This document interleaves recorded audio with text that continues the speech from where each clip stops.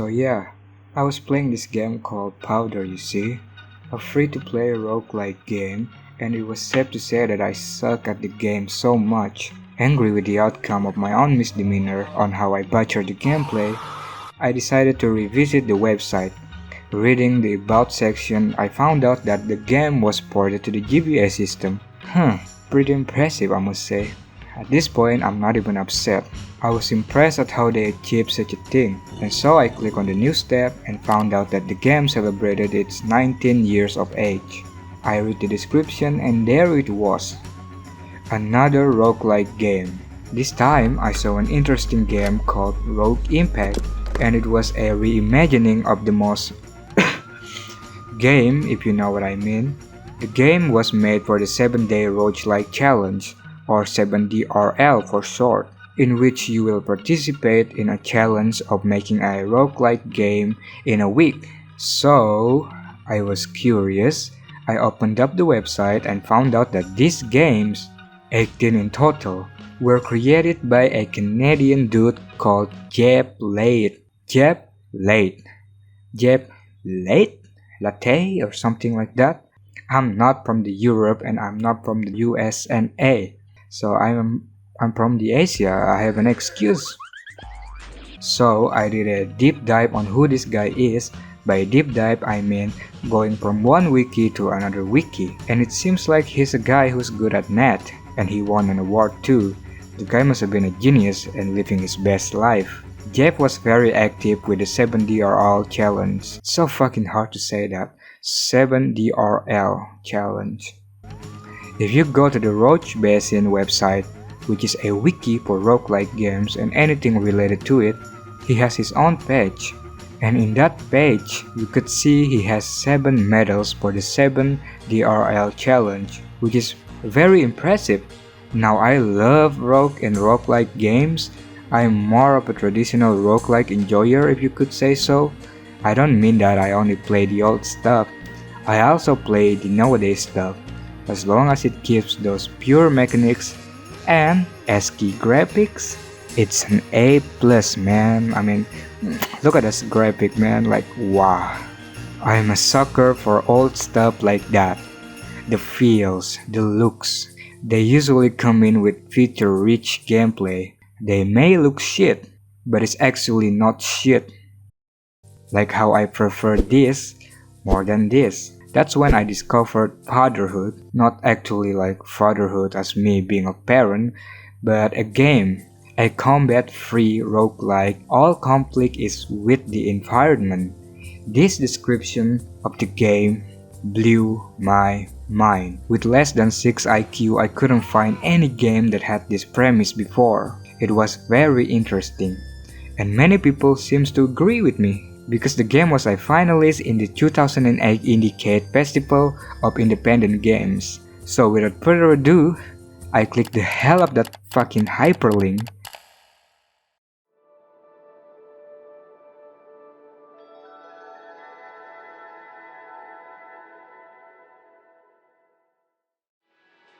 There is no audio, so anyway, here's how the game works. At first, you'll be presented with the option to build a pre-built world. If you choose yes, then you'll be choosing from 7 pre-built worlds, 3 of which are tutorials. Of course, I don't care who you are, what you are, who you are with. Playing roguelike games that look like this, you may need a tutorial before jumping in and getting knocked out by orcs. But this is non-combat roguelike, right? I mean, there's no orcs, right? Why do I need to? Yes! If no orcs is your point, then you may as well going to be burned alive or drowned. So please start up with the tutorial world. The first tutorial is where you'll be introduced to the most basic gameplay mechanics. Just you, rocks, and a rampant river that's going to wipe you out. Firstly, the UI. It's very simple.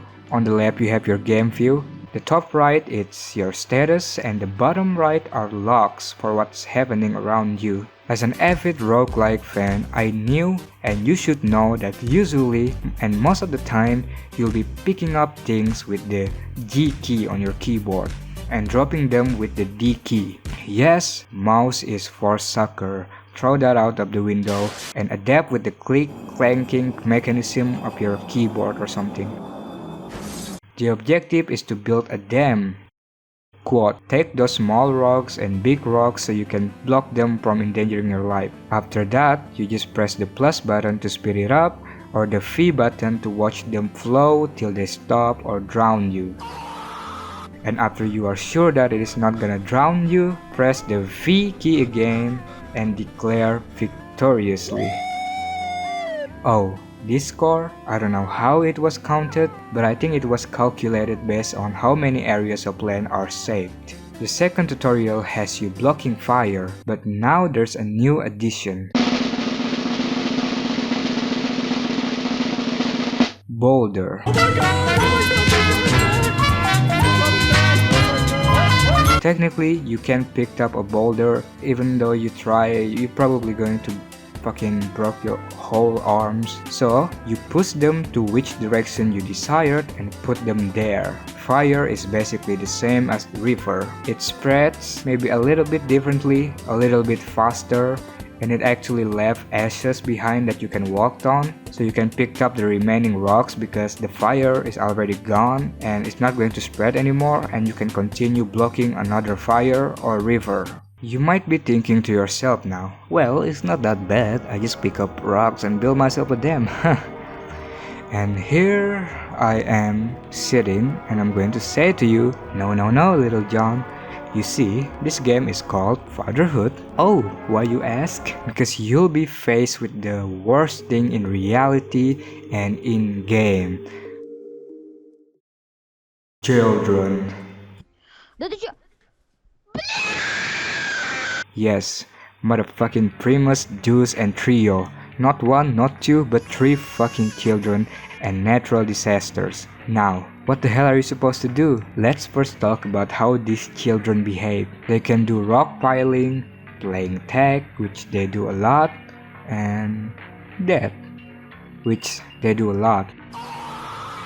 Your children, like every fucking child ever, will run wild and still play even though they are natural disaster. You can actually use these commands to direct them. The first three are actually important. If they behave properly and do their job as a gentleman, you can praise them and they would probably follow your command every time, and scold them if they are acting like a stupid idiot. Remember the story where your father tells you that you almost died? Well, me neither.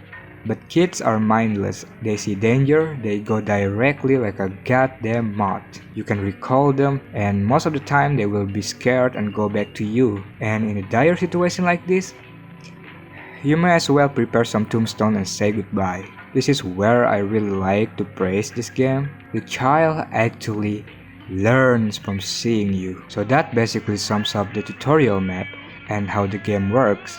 Now let's get into the rest of the pre-built worlds. The first one being Firestorm. Oh yeah, these pre-built worlds have like a narration to set up the story, so like this one for example. At first, this one looked hard. 2 fires, a river flood, and 3 children? How could I? But I ended up doing the most pussy thing and children first and fuck the environment. I rate this one 2 out of 5 children. Stranded.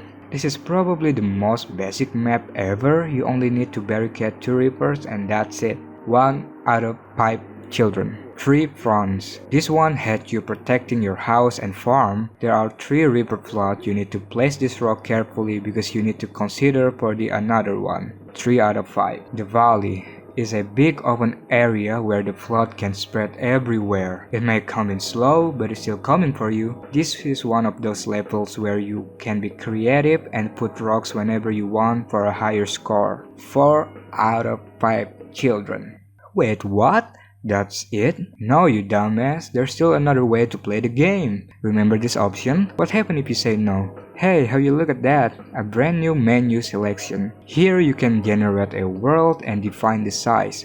Small, medium, large, huge, gargantuan. How many rivers and fires. Sadly, the children are still included, so yeah, that's gonna be sucked. Especially in this one.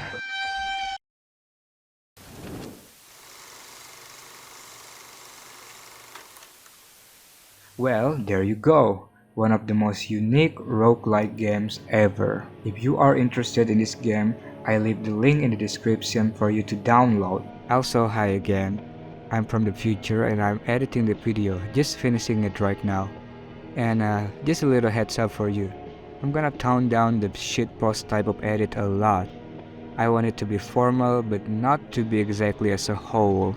There's still going to be humor thrown in for good measures.